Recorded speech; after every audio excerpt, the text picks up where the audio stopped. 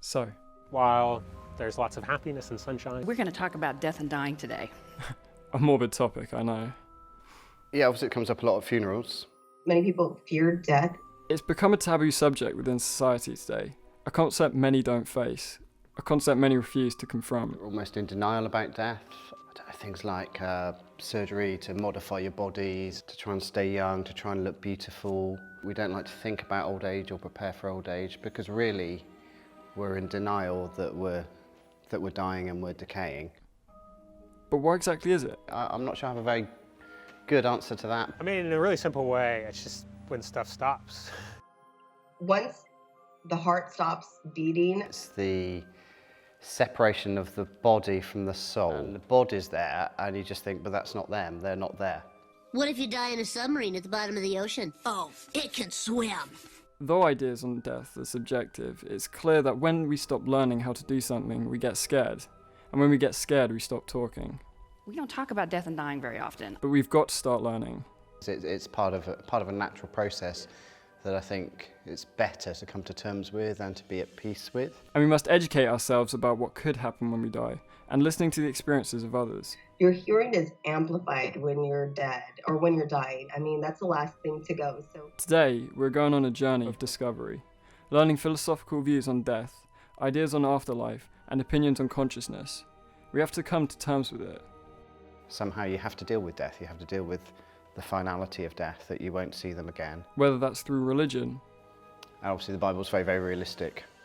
So there's plenty about death and about dying and how to prepare for death. or philosophy.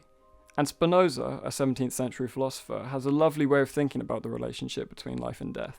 He thinks the things that bring us joy sort of help us move more efficiently, and the things that make us sad sort of slow us down.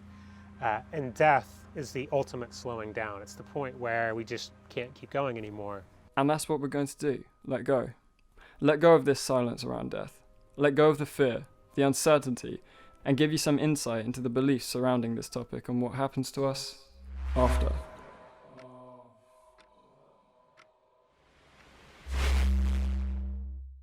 So where do we go when we die? What happens after? There are many philosophical theories that give potential answers to these questions, questions I'm sure we'd all love to know the answers to. And these theories often give links to the ideas of our consciousness. The idea of our consciousness. Can you expand on what you mean by consciousness a little more? It isn't something you learn or practice, it just is. Consciousness. Consciousness has this kind of immaterial nature in the sense that you can't really point to something in the brain and say, oh look, there's consciousness. It is both the most familiar and the most mysterious part of our lives. And there are so many mixed opinions about the definition of our consciousness.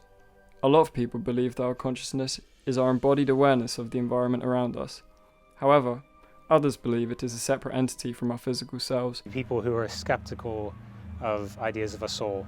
often referred to as mind-body dualism. The philosophical idea of our consciousness is often linked to the concept of the human soul, a concept that appears in many religions such as Hinduism, Buddhism, Islam and Christianity. So human beings were given a soul. God breathed his spirit into human beings. Art, your soul is the only part of you that lasts forever. Well, if your soul is real, where is it? It's kinda in here. And when you sneeze, that's your soul trying to escape. Saying God bless you crams it back in. And when you die, it squirms out and flies away. Uh-huh. But I guess consciousness goes when you die, and if the soul goes when you die, there's some sort of connection. I mean, you could say that the soul is just a way of talking about consciousness, or interpreting it as something that is a desire for kind of life after death, or something like that. But every religion says there's a soul, Bart. Why would they lie? What would they have to gain? And interestingly, philosophy has a lot to do with religion. Religion and philosophy are closely connected. So philosophy can think about the arguments people give for their religious ideas. But you know, Bart, some philosophers believe that nobody is born with a soul, that you have to earn one through suffering and thought and prayer. And there's a very important theory within philosophy that links to the ideas of our consciousness being separate from our physical bodies. A theory that can both support religious beliefs and views on life after death. Mind-body dualism. So mind-body dualism is the idea that we should think about our mental faculties and our physical bodies as two separate things. There's a mind, there's a body. What are the rules? What are the laws? Are you more your mind or more your body? And this is where René Descartes comes in. He was a 17th century philosopher and one of the first individuals to create this problem. After all, Descartes had written in the Meditations that he knows with complete certainty that these two are separate, that he knows with complete certainty that the mind and the body must be distinct substances, must have different laws associated with them, must be part of our essential duality. He concluded that Our bodies can often mislead us. We can be hallucinating, we can have dreams, and the best, surest way of knowing what we were experiencing is true, or that our knowledge of anything is true, is if it's purely rational, if it's purely mental. In order for there to be a mind-body problem, you have to think of yourself as two. The mind instead is this pure locus of your consciousness, that thinking life, that rational life, that self that defines your hopes and aspirations for yourself. For there to be a mind-body problem, there must be a kind of dualism. And for modern philosophy, this institutes a really sharp division between what's going on in our bodies and what's going on in our minds. So, what if our minds and bodies are two separate things? What if our consciousness can carry on after we die, into an afterlife or another being? What if our physical body only acts as a host to support and sustain our consciousness or our soul? It has to do with our conception of ourselves in this modern world. We want to understand ourselves in terms of a self. We want to understand ourselves in terms of the capacity for will and rational action. And this has a really long history within Western philosophy that thinks that the body is something that only gets in the way of rationality and reason. So this goes all the way back to Plato. So Plato thought that reason's role was basically to tame our passions, and the passions were things or energies or forces that come through the bodies. And Plato also had a lot to say about several aspects of metaphysics, which is a branch of philosophy that examines the fundamental nature of reality. And under the metaphysics umbrella lies a theory that moves us into discussing possibilities of an afterlife. The idea of sort of persisting after death in some form is obviously a kind of attractive one. And there's a term from the Greek language known as metempsychosis, which is a form of afterlife belief, and explains the transmigration of the soul or consciousness after death. Yeah, this is really hard. So where does the soul migrate to? The theory explains the movement of the soul from one entity to another in a more familiar process that most will recognize as reincarnation. It's often linked to a desire for there to be some kind of ultimate redemption. So the life is kind of cyclical. It goes on and you come back and maybe in some other manifestation.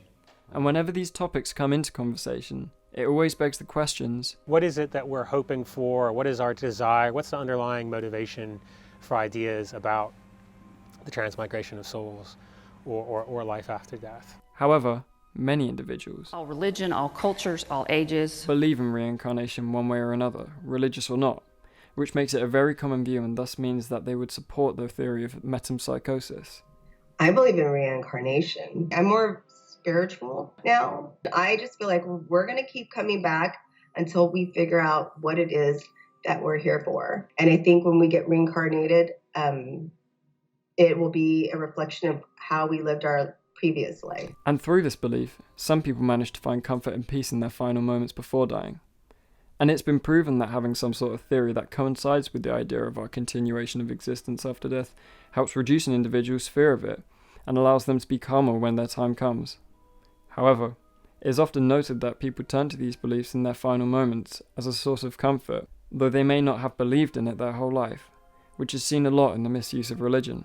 Some Christians die very, very confidently, and you can see there's a sense of peace about them, and they believe they're going to be with the Lord soon, in a better place, and that's very makes them feel very confident. And then I see people who haven't been religious at all saying sort of religious stuff at the end. But this wishful thinking is something that the majority of people would understand, wouldn't you? What's wrong with hoping and believing in something more? Well, if your soul is real, where is it? but you don't really know. That misses something really fundamental about what it means to be human. If you have one life, Why is that an important task? that's it. After that life, You don't have a soul. I don't have a soul. There's no such thing as a soul. Consciousness is an embodied state. Our minds are always embodied. We are embodied. the Bible's clear on it. Descartes was wrong. And though there are arguments against these views, people have thought about ways in which we can prove theories such as mind-body dualism. Putting a brain into a vat, and whether or not that brain, if you sort of stimulated it so that the parts of the brain that process our sense perceptions, would that brain ever have any way of knowing that it wasn't just actually experiencing the world? But something like that would prove. It would never get ethical approval, but that would prove this kind of idea. Aside from this, we also question what is seen as proof. It depends what you mean by proof. Scientific levels of proof, which to us means repeatable experiments. If it meets that test, we think it's proven. And this shows that the most profound and respected form of evidence would be scientific. It's how our society works, it's how we run.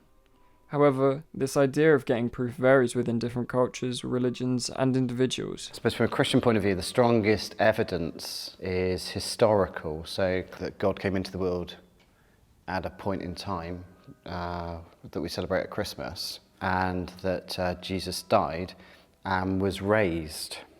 Now, if Jesus was raised from the dead, if that happened, then there's your evidence of an afterlife.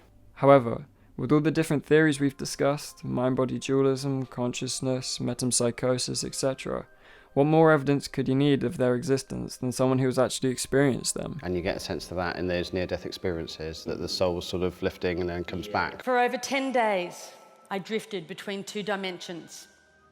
I had an awareness of being in my body, but also being out of my body, somewhere else, watching from above as if it was happening to someone else. Those who have had near-death experiences can be found all around the world, but it's hard to find people who are truthful about what they have experienced. We were lucky enough to get an interview with Teresa Barona. Here's her story. In May of 2016, I was at work and I kept passing out. And then I went to the gym and I was working out and I noticed my heart rate was at 150 and I was with a good friend and I was getting lightheaded a lot and I didn't know why. And so I went to see my doctor and they had me immediately go to a hematology oncologist. And they told me that I had immature platelets, which meant I wasn't making blood or platelets, and that they were positive that I had some sort of cancer. And they told me I had 2 to 4 weeks to live at that point. So they started the chemotherapy, and the next morning my doctor walked in. He said, is there a reason you don't want blood? And I said, no, do I need blood? He says, well, if you don't get blood now, you're going to die. He then gave me, I believe it was 2 or 3 liters of blood, but I had to get like multiple blood transfusions. I got blood and I felt better. And then I went home, I would say about a month and a half later. That happened in June, and July 25th, I developed a blood infection, which we call sepsis. And they had rushed me into ICU, and they were trying to revive my heart because my heart kept failing. I ended up having a staph infection. At that point, I believe I had 0 neutrophils in my body, which is what protects you when you have an infection. So I have 0 immunity. And that's the first time I died 3 times. And those times, they were that long of a period. They were between 4 and 15 seconds. And that was a time where I experienced something I call personally purgatory or my judgment. And during that time, I remember a dark room, and it was filled with memories, and just like a slideshow of my life. Kind of talking to myself in my head, but it was a really loud echo. I saw like good memories, bad memories, and I started to feel the pain that I'd caused in some of those memories, things that I could have done differently. It's like replaying your life over and over. I was really worried, like, oh, am I going to be stuck here forever, like reliving my life? Is this what ends up happening for eternity? So that happened several times during that ICU period because I kept getting revived back to life. But to me, that was not the scariest, but the loneliest, definitely the loneliest, because I saw a lot of things that I didn't like about myself and things I wanted to change about me.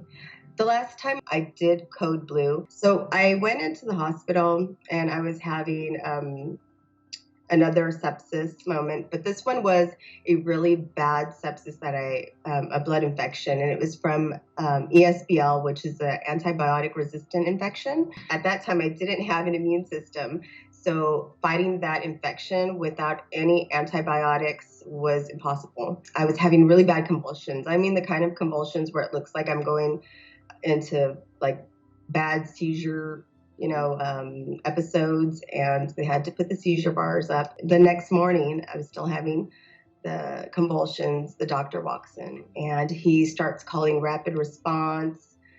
He checks my temperature. It's at 105. I'm starting to get really tired. I want to go into, I've heard from my other doctors and nurses, most of the time when you're in sepsis, you just want to go to sleep. And usually when you fall asleep is when you die. And I kept telling my doctor I was really tired. I just want to go to sleep. And he said, no, you need to talk to me. And I kept talking to him. And then I told him, and I knew it because I felt it. Because when your heart starts to fail, everything goes numb. Everything starts to shut down. And when my heart, because it was shutting down, and then it was working, and then it would shut down, and then they would bring me back. Right before the third time, I told my doctor, and I looked at him, and I said, I'm dying. And he said, you're not dying. I said, I'm so dying. And that's when it went off. I had flatlined the longest. It was such a nice moment. It was peace, more love than you've ever felt in your life. There's a bright light, and you feel something coming out of your body. And the only way I can describe it is I have 3 kids. And when you give birth naturally, you can feel that pressure of when you push life out. And when I was dead, for me, I know I felt my soul coming out of my body. And it was headed towards the bright light that was in front. That's how I know like it is a separate entity of you. I woke up from the coma, and yeah, I wasn't supposed to be alive. So it definitely changed a lot of how I see things now after that experience. And it's definitely been a life-changing moment. I saw 3 different things. So the first one was, yes, it was scary. The judgment was really scary, and I was terrified, to be honest. I didn't want to stay there forever. It seemed like I was going to be stuck there forever. So when I finally got the light, that was everything to me. I mean, it was like, okay, I'm headed in the right direction. I did everything right in life. But I guess, there's still stuff I need to do here. And then I'm hoping that if I do everything right here, I'll go to where I need to be. I'm still battling chronic GVHD, and with AML, the survival rate for 5 years is 25%. So I'm at almost 4 years. So it's an aggressive cancer, and it can always come back, and it does have a lot of other side effects to it from all the chemo and all the medication that I take. With sepsis, I had a 50% chance at living, and I had it 4 times, and I had no immunity, which drops the percentage to even lower. And having an AML sarcoma drops my percentage at survival. And I remember the doctor going over the statistics with my husband, and I didn't want to hear it. I said, I should be dead by now. So I'm not going to look at those numbers. Some people, of course, are going to debate it. And, that's up to, unless they've been through a similar situation, it doesn't matter to me because I know what I felt. Truly a unique story, and it's clear to see how inspirational Teresa is, but also how experiences like hers can prove theories of mind-body dualism, consciousness, and existence after death. And near-death experiences are so common that we can't keep pushing away the questions that follow after them, and the possibilities that they can provide. Why can't we hope? Why can't these experiences be proof? Why do we always have to have evidence backed up by extensive amounts of research? Some researchers say this is the limbic system gone crazy. These are purely hallucinations. These are embedded memories of a lifetime that are coming out. Others say this is proof of the soul's existence after death. Neither side can prove their hypothesis, and my conjecture is this: it doesn't matter. I don't know how to measure those things that are beyond our ordinary human capacity for understanding. Well, whether or not the soul is physically real, Bart, it's the symbol of everything fine inside us. So I don't think we will possibly ever be given a watertight argument in this life. We are a species obsessed with knowledge and information. It's what defines us.